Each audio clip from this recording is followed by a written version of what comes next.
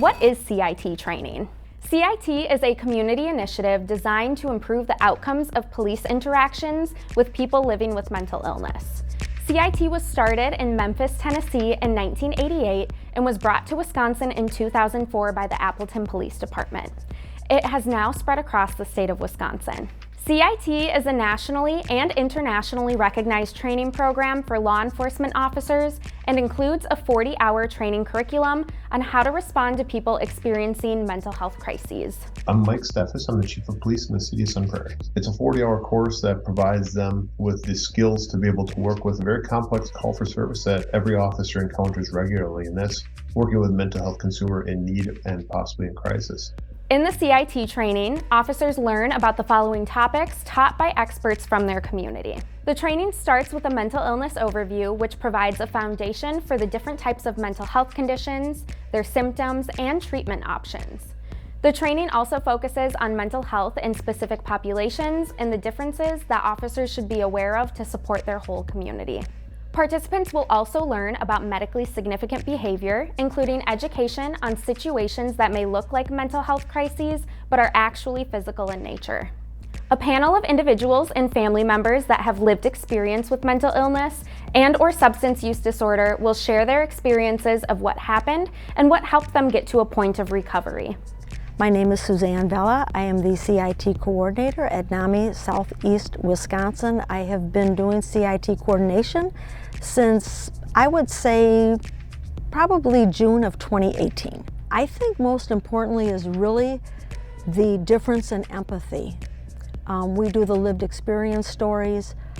We have an opportunity throughout the week to talk to a lot of people who are either living with mental illness or serving those living with mental illness, and the increase in empathy makes a really huge difference.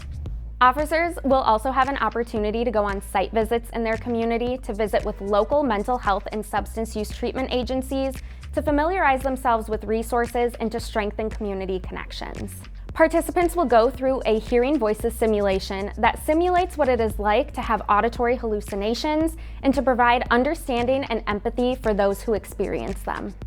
Then, officers will learn about trauma-informed care and how traumatic experiences impact the body's psychological and biological systems. The training also covers officer wellness and the importance of self-care for officers and their families. I think getting the training and understanding that it's important that officers take care of themselves, not just the people that we serve. I think officers are very good at helping everyone else and not so much looking inward and realizing when things are going on. I'm so glad to see departments have really encouraged their officers to take care of themselves as far as the mental well-being, not just the physical well-being. So that's something that I give a lot of credit towards NAMI and CIT, and the fact that we do strive to make sure that officer wellness is a big part of our CIT training.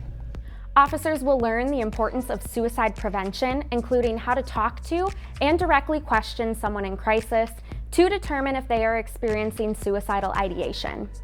Officers gain the skills necessary to determine next steps in a crisis. And of course, the training will go into verbal de-escalation techniques, which include role-play de-escalation scenarios. These scenarios address strategies and techniques for de-escalating a crisis situation and bringing the crisis to a safe and effective resolution for the officer, the individual in crisis, and their family. I'm Christy Knowles. I am the Sheriff of Ozaukee County, and we have been training CIT for the past almost 10 years now. In law enforcement, you think about the tools on your belt that you have. You got your firearm, you got your OC spray, your baton, different things, your taser. It was a different take on the way we respond to things. We have to use our voice. We have to be able to talk people down, slow things down. And it's just given permission for the deputies to take their time on something versus going from one call and now we've got the next one. So it really has changed the way we police at the sheriff's office. So this is the type of training that I say, come in with an open mind. It's not always going to be what you think. We've got hands-on activities and exercises, scenarios that we put you through. And what it does is it should sharpen your mind to say that not everything is always black and white, that there are some other underlying things things that you may not necessarily know because they're not going to tell you, but your training should say, hey, this seems like this. And that gives you the opportunity to ask that question, and maybe, just maybe, that's the difference between saving someone's life or not. And that's all we could ever ask for as law enforcement.